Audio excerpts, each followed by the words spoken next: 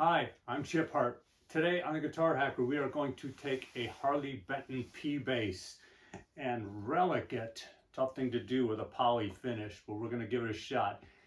Trying to turn it into something looking a little bit like Sting's iconic Fender 1954-55 P bass.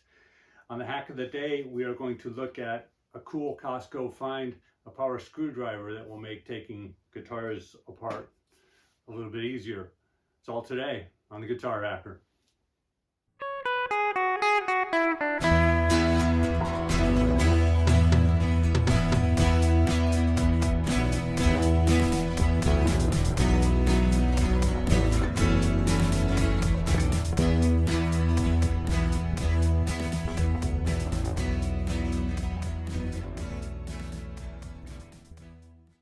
Okay, so as promised, we're going to do a quick review of the Fanttik S1 Pro that you can get at Costco for about $50. This is really a cool tool.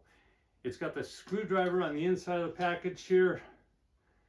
It's got 3 settings as far as torque, and then an off button so nothing will happen when you hit the buttons. And then the side buttons light up a light on it and take you either up or down. It's got a USB connector on the top, as everything that is DC powered should have these days instead of having batteries in it. But it's nice and small and ergonomically well done. The rest of the package, what's inside, push down, pull out, and you've got all those bits. So you've got hex head bits and star bits and things like that. There's actually 16 there. It's really nice packaging to kind of keep it all together for you, all in one package. So what we're going to do is I'm going to take this entire guitar apart.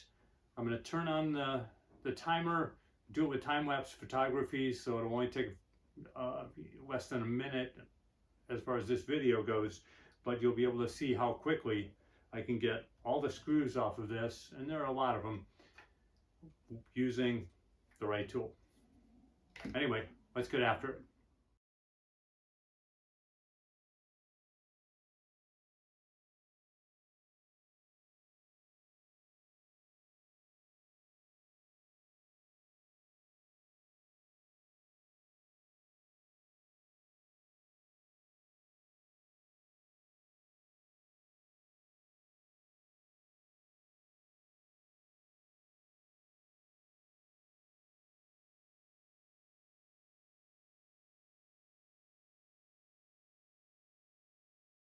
Okay, I'm going to go into what I did to relic this guy.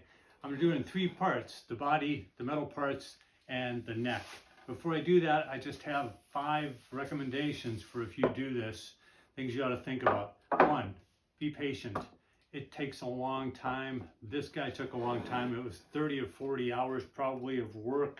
If you break it all down, I did it over about a 4 or 5 week period. I actually wanted this to be the video from 2 weeks ago, but I wasn't able to get it done. Number 2, test on a crappy guitar.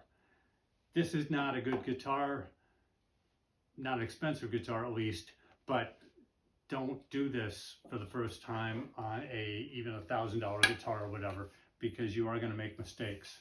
Number 3, buy multiple grits of sandpaper. In my opinion, the sanding was probably the biggest thing here, the most important thing. Get 60, 220, 400, 800, maybe even 2,000 grits of sandpaper. Handy to have. Number 4, randomness. I think it's best to do it in a random fashion, just based on the way you would imagine playing and beating up a guitar, instead of doing it all the same as the Sting's bass or some other bass you see on a picture. And number 5, watch the other videos that are out there about this. There's a lot of data points there to check out, and a lot of good ideas people have. Also, be careful. In this, I used muriatic acid, and that stuff is nasty. Even though I was really careful, used rubber gloves and all that, I still was a little bit worried about it, and it's still pretty caustic. And if you're gonna like shape a headstock with a jigsaw, make sure you have it clamped down really well and you're being careful on that and wearing eye protection, all that stuff. Those are the 5 things I was worried about. Now let's get to what I did to the body. So here we have the body of this Harley Benton, and it didn't have that heavy a poly finish on it, so it was a lot easier to do than a previous guitar I had messed with in the 80s, which is a 79 Fender Strat, which I unwisely decided I want to make natural, because back here some of it was peeling off, some of the poly was breaking off into quarter-sized chunks. So I tried to get the finish completely off, and I did, but it ended up being a pretty rough job. So what I would say is, you're better off if you can find a guitar like this to do it on, where the poly finish is not that heavy. So I went out after this guitar with heavy sandpaper to get this kind of stuff going, and then lighter sandpaper to clean it up. I also took the wood chisel and smacked the sides of it just to put some dings in it, and then sanded those to make them look like they were 20 years there. I took that wood chisel and scraped the back to simulate some kind of belt buckle rash, and then put some shoe polish on it. Cleaned as much of that as I could out of it, and then sanded it again to make it look like it had been there a while. So I also had to fill the holes for where the pick guard had been. These 2 holes are for the finger rests, so I don't have to fill those. But I think it came out okay, and it looks pretty dull and beat up. Now let's move on to the metal parts. So quickly, I'll go through what I did with the metal pieces.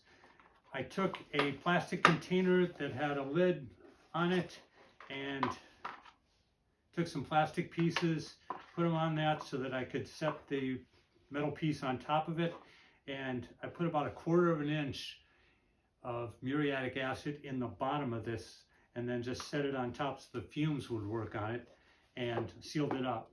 Left it outside for about an hour, came back, and I did get some decent oxidation on the parts. I did not want to put any moving parts or anything, any operational parts of the guitar in the muriatic acid, so I just am sanding those, things like the knobs. Again, it would have been kind of a hassle to do those too, and taken a lot more time.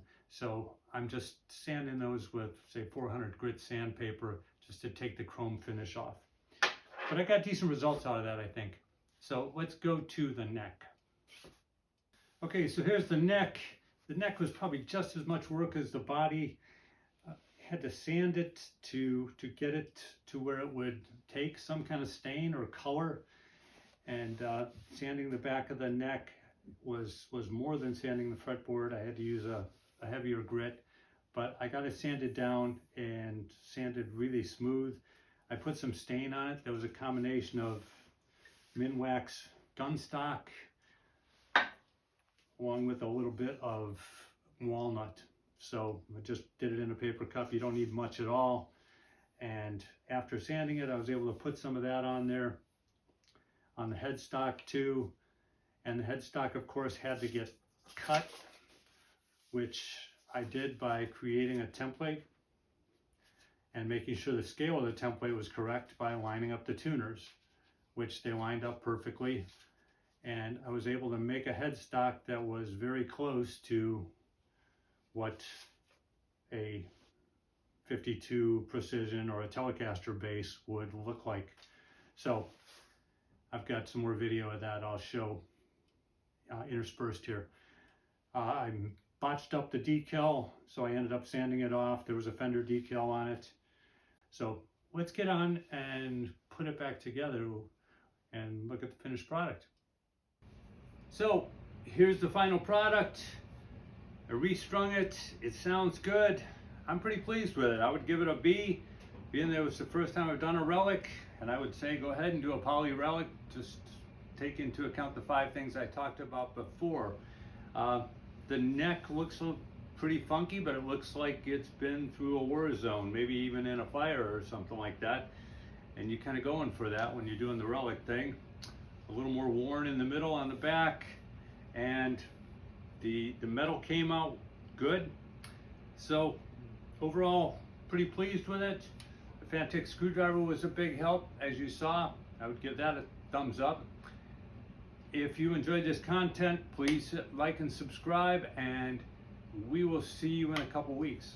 I'm Chip Hart. God bless.